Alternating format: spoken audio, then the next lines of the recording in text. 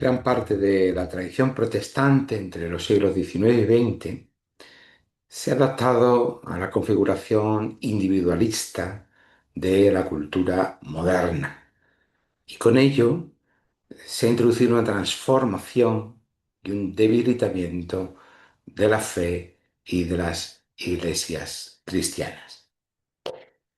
Si preguntamos en una iglesia evangélica cómo se define el evangelio, podríamos tener una respuesta más o menos como esta. El Evangelio es que todos somos pecadores, separados de Dios, pero Jesús murió en la cruz para pagar por nuestros pecados y si creemos en Él como nuestro Salvador personal, recibimos el perdón y la vida eterna. Una definición como esta reduce la relación con Dios a una comprensión individualista y subjetiva, es decir, que está centrada en el yo, que representa una adaptación a los patrones de la cultura moderna. Ese salvador personal es el equivalente a un salvador individual, un salvador para mí, de mis pecados, eh, de mi salvación, un Jesús que es más un amigo, una persona con la que me puedo relacionar de tú a tú que otra cosa. Todos estos son patrones muy habituales en el mundo evangélico y todos son adaptación, son patrones adaptativos a la cultura moderna. En muchas ocasiones suelo predicar contra esta visión excesivamente individualista y subjetiva de la relación con Dios. Pero puede haber quien comprenda esto eh, en el sentido que parece que yo estoy diciendo que no necesitamos una relación personal con Dios. Como hay mucha confusión al respecto, hay que aclarar una cosa. Individual y mucho menos individualista no es lo mismo que personal. Dios es persona, pero no es individuo. Lo personal tiene que ver con lo relacional y con lo comunicativo. Dios no puede ser un individuo, eh, ni tres, y mucho menos tres individuos, porque entonces no tendríamos un único Dios, sino tres dioses. Dios es persona porque se relaciona con otras personas de la Trinidad, tiene capacidad de relación, pero también porque se relaciona con su creación y porque se relaciona, por supuesto, con los seres humanos. En este sentido, Dios es persona. Lo personal tiene que ver con la relacionalidad, con poder establecer una relación con. Pero además, porque tiene capacidad comunicativa. Esa capacidad de relación también conlleva una capacidad de comunicación. Por un lado, la capacidad de autocomunicación entre las distintas personas de la Trinidad y por otro lado, comunicación con el ser humano. Sin embargo, el individualismo consiste en considerarnos a nosotros mismos solo desde nosotros mismos, todo es prescindible menos nosotros, y la Biblia se convierte también en un reflejo de nosotros mismos. Este sería el individualismo. Todo gira en torno al yo. Tanto Dios no es un individuo, pero sí es persona. Mi relación con Dios es solo, se concibe en este contexto, solo individual. Yo me las apaño con Dios y no necesito a nadie más. Y por tanto se puede prescindir de la Iglesia o la Iglesia se convierte en una mera suma de individuos. Esto se comprende mucho cuando consideramos una conversión individual y por tanto, pues la conversión es esa suma de individuos. a la Iglesia. Contra todo esto suelo hablar en mis predicaciones porque me parecen que son énfasis que desvirtúan el sentido de la escritura, porque es excesivamente adaptativa a la cultura moderna, pues nos crea una visión demasiado reduccionista de la fe, nos convierte en preocupados por nuestro pecado, por nuestra salvación, por nuestros propios problemas y por tanto nos vuelve egoístas o cuanto menos nos vuelve ciegos a lo que está pasando en el mundo, a lo que Dios está haciendo en el mundo, a la esperanza de un mundo nuevo. Reduce mucho nuestro alcance y por tanto soy crítico con esta visión de las cosas. Por tanto, en resumen, Dios establece una relación personal con nosotros, pero eso no significa individual, que esté, por tanto, aislada de nuestra participación en el pueblo de Dios y en la creación. Sé que es complicado para nuestra cultura occidental separar lo personal de lo individual. Es algo muy difícil porque para nosotros ambos términos convergen, pero en la historia del pensamiento cristiano no es así. La aparición de lo personal es muy, muy anterior, ¿sí? Se configura a partir del dogma de la Trinidad, eh, allá por el siglo IV, pero no hay un concepto de individuo hasta el siglo XVII. ¿Mm? Por lo tanto, yo creo que si nos quedamos con estas dos fechas, con estos dos momentos históricos, aunque esto sea un esquematismo, nos puede situar muy bien a qué nos estamos refiriendo. Em, Si vamos al texto de hoy, cuando Pablo, al principio del capítulo 5 de la carta a las iglesias de Roma, dice que gracias a la justificación por la fe tenemos paz para con Dios por medio de nuestro Señor Jesús el Rey, que es lo que significa Jesucristo, no olvidemos.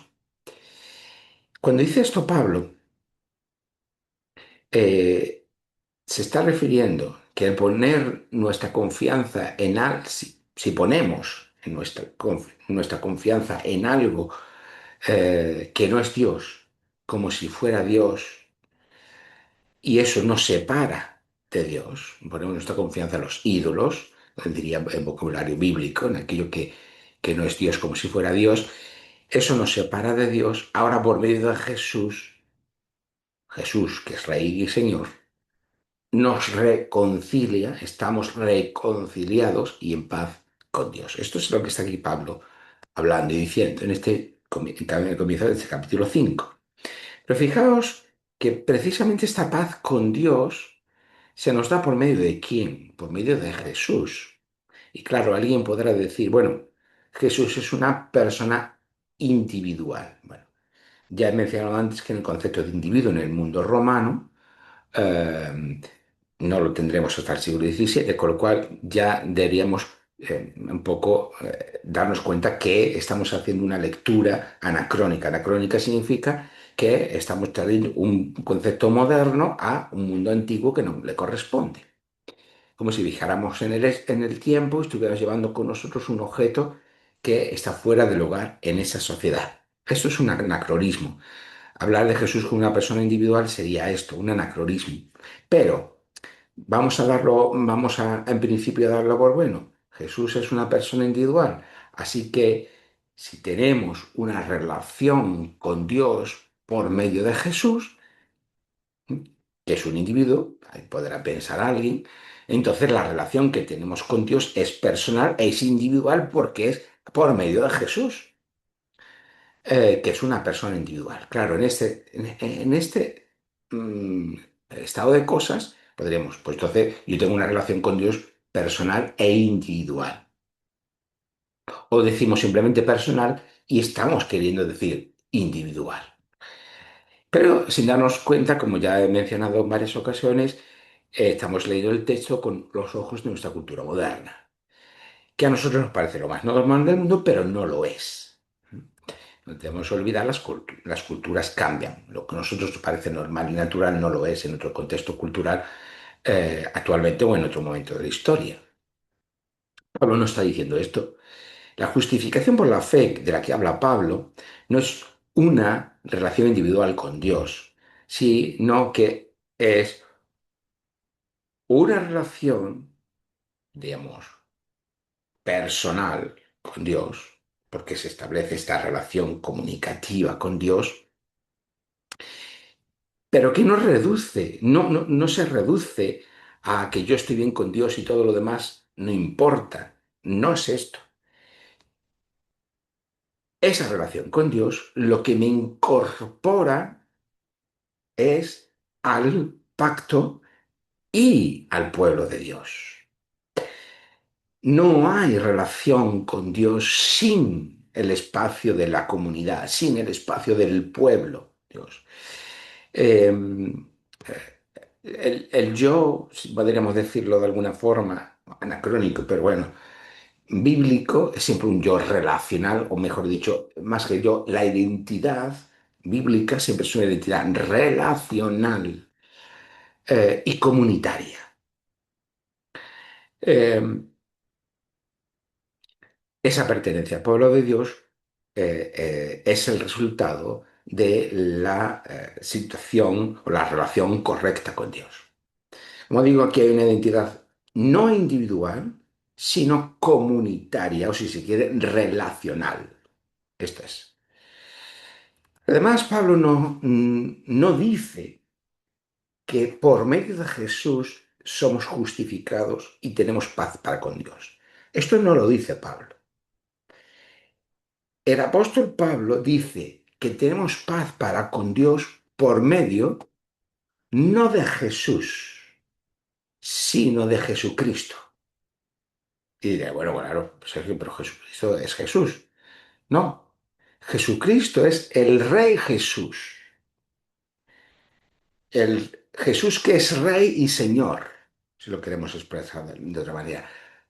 No Jesús de Nazaret solo, ese Jesús de Nazaret que es Rey y Señor.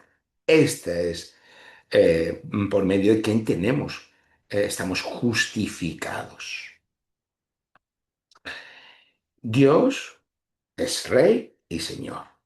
Y de hecho, el corazón del Evangelio, cuando acudimos a la Escritura para preguntar qué es el Evangelio, lo que la Escritura nos dice acerca del Evangelio es que es un mensaje de buenas noticias. Por fin hay un mensajero, dice Isaías, que viene a traer unas buenas noticias. ¿Cuáles son esas buenas noticias?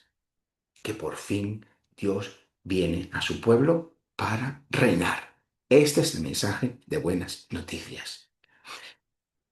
Y Dios se ha convertido en rey por medio de Jesús, rey y Señor. Dios está reinando por medio del rey Jesús. ¿Mm? Que estemos unidos a Jesús por medio de la fe hace que nosotros dejemos de ser los reyes de nuestra propia vida. Pero además, que Jesús sea Rey y Señor significa que los reyes dejan de estar legitimados para gobernar el mundo. Vemos cómo está el mundo, vemos quiénes gobiernan el mundo. Proclamar a Jesús como Rey y Señor, como el auténtico gobernante del mundo, dice a los poderosos, a los reyes actuales, aunque no sean hoy en día los que gobiernan los reyes, presidentes de gobiernos elegidos democrática o teniendo una condición autoritaria, autárquica o una mezcla de lo que sea, o incluso dictadores, me da igual, les dice a todos ellos que son malos gobernantes, que no están gobernando conforme a la voluntad de Dios, que no están trayendo con su reinar el reino de Dios. Pero claro, al igual que nosotros nos resistimos a dejar de ser los reyes de nuestra propia vida y queremos ser los reyes y las reinas de nuestra propia vida y tomar nuestras decisiones y gobernar sobre nuestra propia vida porque pensamos que nosotros sabemos qué es lo mejor para nosotros, los reyes de este mundo también se resisten a dejar de gobernar sobre el mundo. Confesar a Jesús como Rey y Señor en el mundo social y político del Imperio Romano suponía deslegitimar el gobierno de César y hoy supone deslegitimar los malos gobiernos de- del mundo. El Evangelio era y es un contraevangelio del imperio. El imperio tenía su buena noticia, que allí donde ascendía un emperador al trono, se iniciaba un periodo de paz y de seguridad. Pero los cristianos proclaman unas buenas noticias distintas. Ahora, la fidelidad a Jesús como Rey y Señor es una fidelidad política, social, teológica, religiosa, si queréis, alternativa a César. Ahora bien, como he dicho antes, la propaganda del imperio era llevar paz y seguridad a toda la ecumene del imperio. Pero Pablo, ¿qué nos está diciendo? Que la verdadera paz, está hablando el apóstol Pablo de paz de una forma intencionada, no es la paz que trae el imperio. La verdadera paz, la paz que nos restablece en la relación correcta con Dios, es la paz que tenemos por medio de aquel que gobierna por encima de César, Jesús, Rey y Señor. Esta es la paz auténtica, no la paz del imperio. Por tanto, vemos cómo el Evangelio no va solo de una relación individual mía, privada, para mí,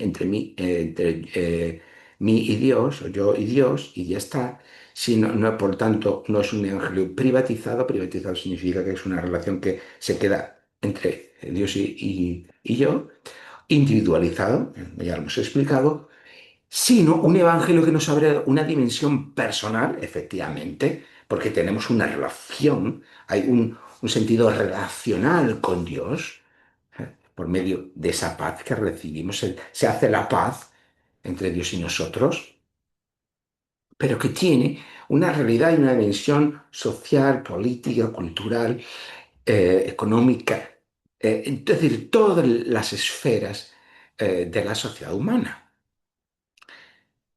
Es un evangelio, por tanto, contra los poderes tiránicos humanos. Allí donde hay un poder que abusa de su autoridad, que abusa de los recursos públicos, que abusa de las fuerzas del Estado, que abusa de la violencia o de las leyes, que abusa del poderío militar.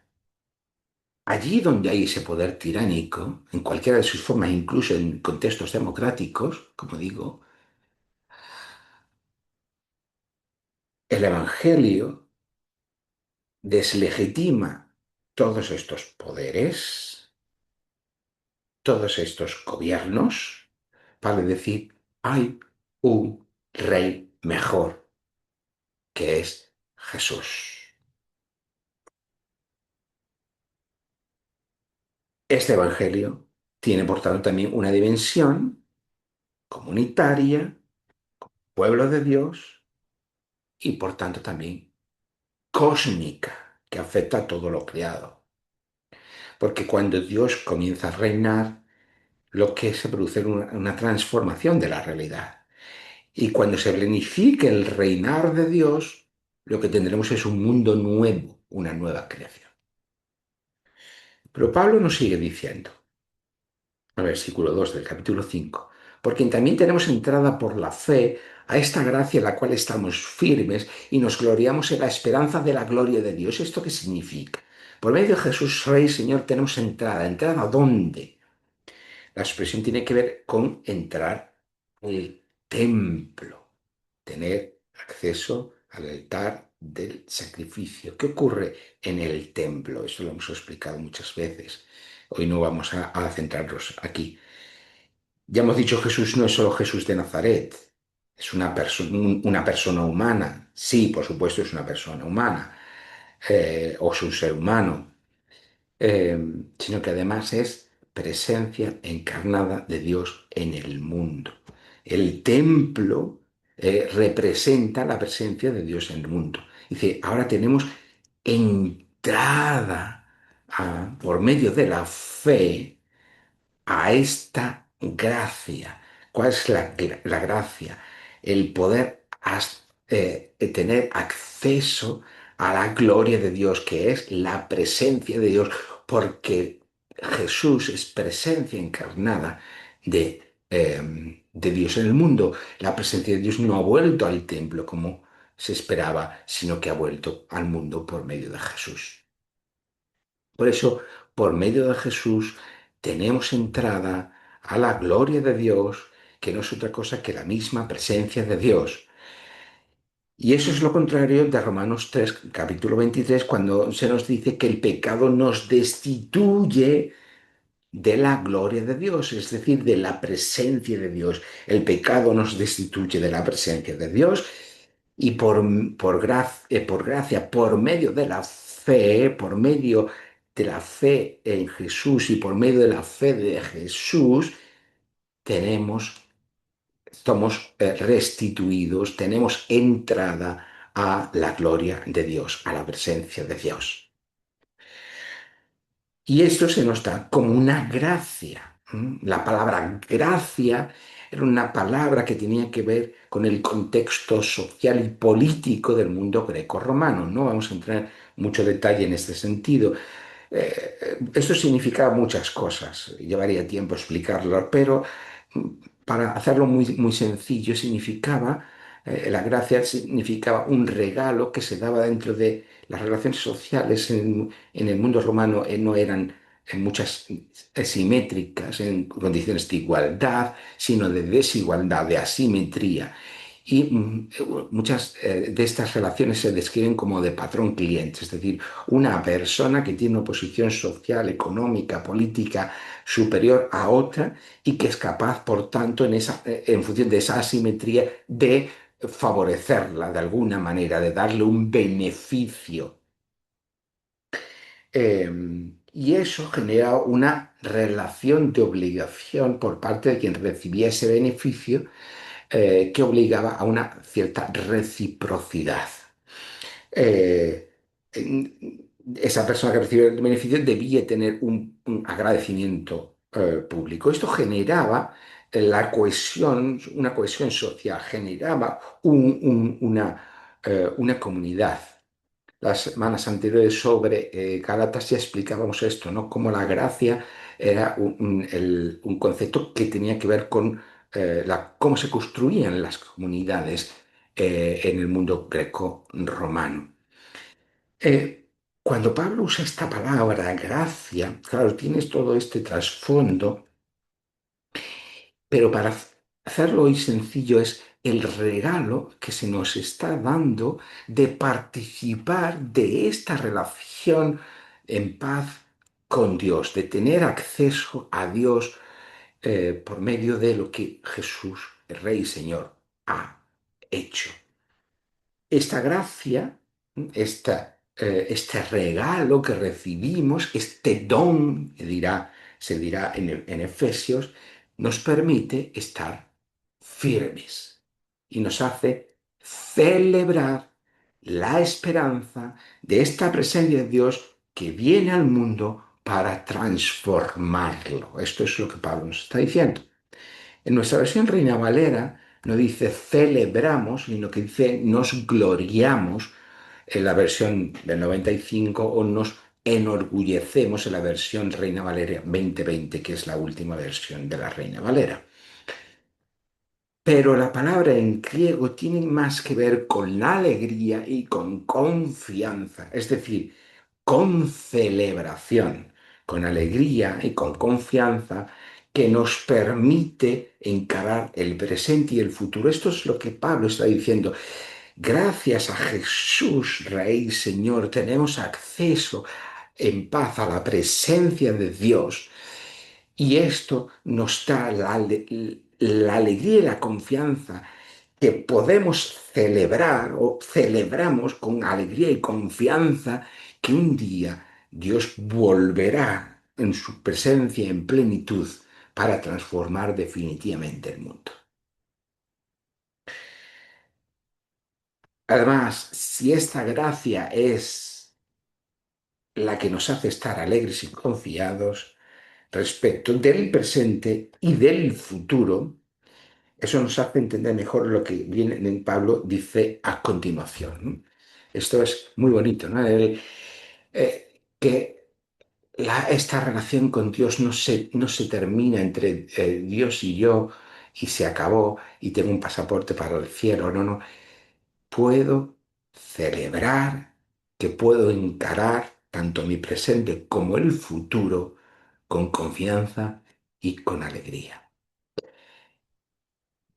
Alegramos con alegría y confianza no porque todo nos va bien, no porque la vida es fácil y sencilla, sino porque podemos afrontar con alegría y confianza en medio de las dificultades y los problemas presentes. Porque los problemas y dificultades presentes, dice Pablo, producen paciencia.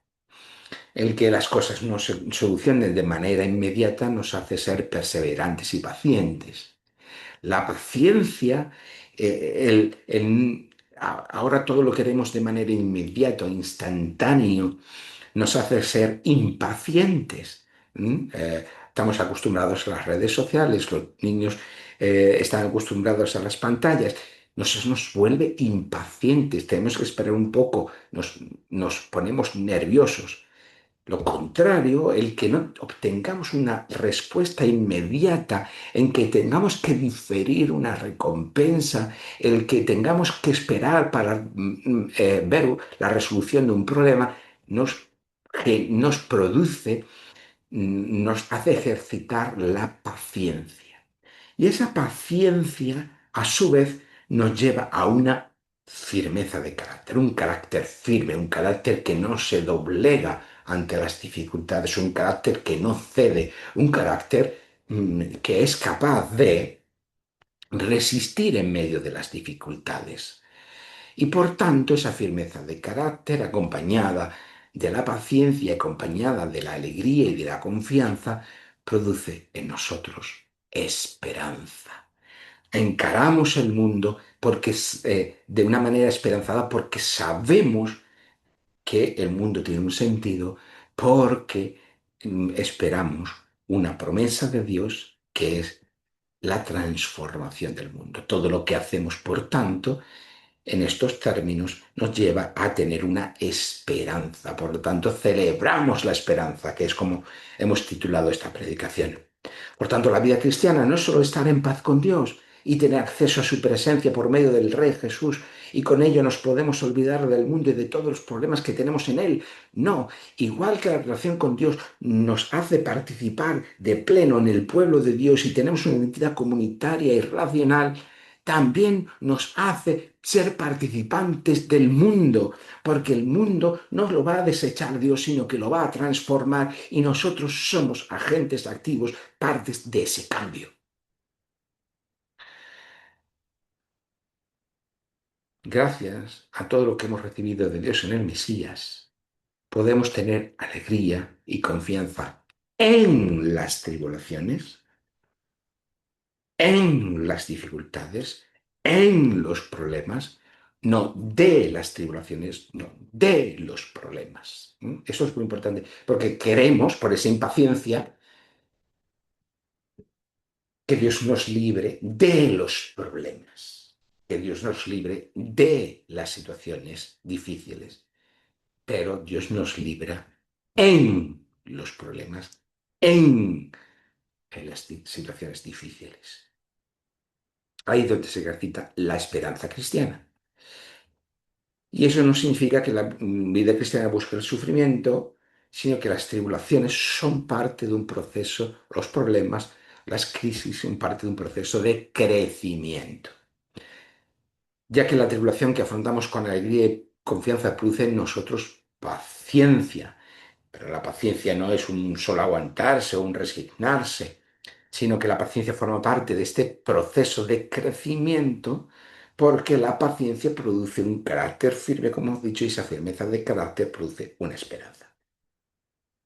Por lo tanto, la esperanza cristiana se ejercita en medio de problemas y dificultades, no en su ausencia, por medio de la paciencia y de la firmeza de carácter, sin olvidar la alegría y la confianza, que no es dada la relación con Dios por medio de Jesús, Rey y Señor. Y por último nos dice Pablo que la esperanza no nos defrauda porque el amor de Dios ha sido derramado en nuestros corazones por el Espíritu Santo que nos fue dado, versículo 5. Esta esperanza forjada, la fe que confía en la paciencia y la firmeza de carácter, no nos defrauda. No nos defrauda porque esa esperanza no viene de nosotros mismos. No viene de que seamos capaces de enfrentar los problemas solo por medio de nuestra paciencia y de nuestra firmeza de carácter, como si el yo fuera lo que contara, sino de algo diferente. En la sociedad de Pablo había una corriente filosófica que se llamaba estoicismo, que defendía un estilo de vida al afrontar los problemas precisamente con estas expresiones que Pablo está usando, por medio de la paciencia y por medio de la firmeza de carácter. En medio de todas las dificultades, los estoicos enseñaban que se podía afrontar todas las dificultades de la vida por medio de un carácter firme, desarrollar esa firmeza de carácter y paciencia. Ahí tenemos esta expresión en castellano, aguantar estoicamente. Tiene que ver con esto. Ahora el estoicismo está un poquito de moda. Hay muchas corrientes en las redes sociales que hablan del estoicismo. Pero a diferencia del estoicismo, la esperanza cristiana, forjada en la paciencia y la firmeza de carácter, tiene una gran diferencia con el estoicismo o con otras corrientes de autoayuda actuales, que es que no viene de nosotros mismos. No es mi paciencia, no es mi firmeza de carácter, no es mi confianza, no es mi alegría la que cuenta, sino del Espíritu Santo, que derrama el amor de Dios en nosotros y que nos hace descubrir el amor por Dios en nosotros. Es decir, el Espíritu Santo, la presencia de Dios en nosotros, es el motor de la vida cristiana. La esperanza cristiana se basa sobre este amor de Dios por nosotros. Es más, podemos experimentar el amor de Dios en nuestras vidas porque hemos recibido el Espíritu Santo. El Espíritu no solo nos permite reconocer a Dios como Padre, sino experimentar el amor que recibimos de Dios. Así que el Espíritu nos permite experimentar a Dios como un Padre que nos ama. La semana pasada hablamos ya del Espíritu Santo, hoy continuamos en este sentido. Cuando nos vamos haciendo mayores, tenemos que luchar con la desesperanza, quizás con el cinismo, quizás con el escepticismo, porque cuando somos jóvenes somos más tendentes a estar confiados, esperanzados, hemos experimentado menos decepciones, menos problemas, menos dificultades. El joven, por naturaleza, por su condición vital, diríamos, está más abierto siempre al cambiar las cosas, está abierto a la posibilidad de hacer las cosas mejor, está abierto a no cometer los errores que cometieron con él, está abierto a redescubrir nuevas cosas. Pero la vida va pasando, los palos se van llegando, los problemas van sucediéndose, las expectativas van menguando, las decepciones aumentan y entonces ya nuestra capacidad de esperar no es la misma y vamos dando un poquito que se llama resabiados. ¿M? Y ya estamos más cínicos, más escépticos, y tú dirás esto, pero yo no me lo creo. Sí, dirás a qué, o a qué, este quiere venir a cambiar todo, pero va a cambiar todo para que todo siga igual que siempre. Podemos caer en estas actitudes. Sin embargo, hay algo que nunca nos va a defraudar. Las personas podemos defraudarnos unas a otras, los partidos políticos, las religiones, las instituciones políticas, sociales, económicas, religiosas, todo nos puede producir decepciones, nos puede defraudar, pero algo que nunca nos va a defraudar y algo que no nos va a decepcionar es el amor de Dios por nosotros. Esto nunca nos va a defraudar. Dios, por medio del Rey y Señor Jesús, de la fe en Él y de la fe de Él, entendido en términos de fidelidad, y de la acción del Espíritu Santo en nosotros, os digo, Dios nos ama, nos declara justos, nos da la gracia de acceder en paz a su presencia. Así que en medio incluso de las dificultades, podemos enfrentarlas con esperanza, con paciencia, con firmeza de carácter y sobre todo lo más importante, con esperanza. Una esperanza que no nos defrauda. Que así sea. Amén.